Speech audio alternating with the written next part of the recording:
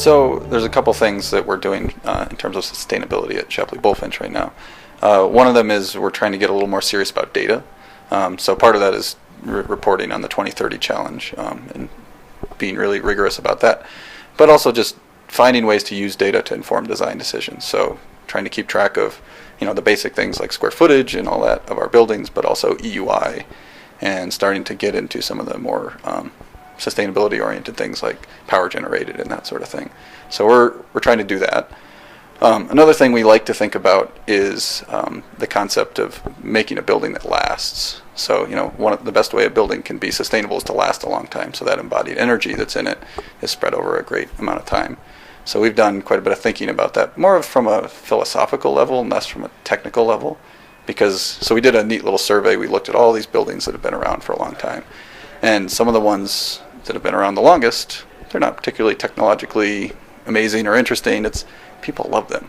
For some reason, they've been embedded in the culture. So those buildings we're very fascinated by. And being an older firm, we have a lot of buildings that are still around. So one of the ideas we've kicked around, we haven't started this yet, but we'd like to, is to actually do an analysis of some of the buildings that have lasted and the ones that have not, and try and understand what qualities make a building last or be sustainable.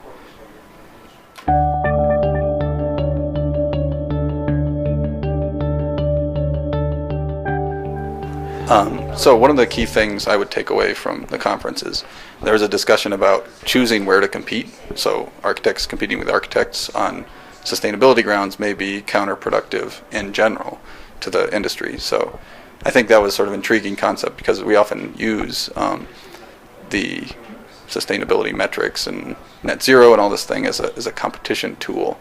So I think that's an interesting concept to try and think about, almost a compact or a way to say, hey, we're not going to play there, we're going to play here. So that's interesting to take home to the firm.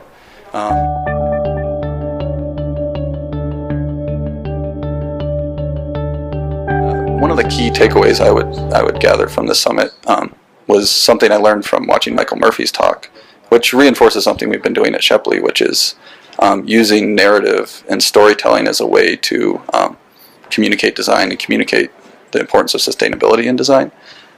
So one of the initiatives we've had that came out of our 2% for Innovation is this concept of using the narrative as a communication tool.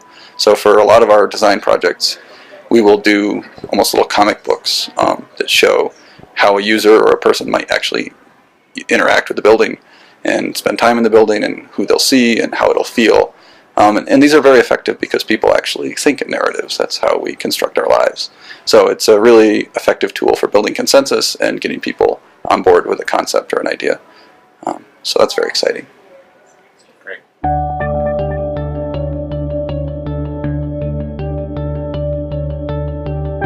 So I think the Design Futures Council could be a catalyst for change in the sustainability realm.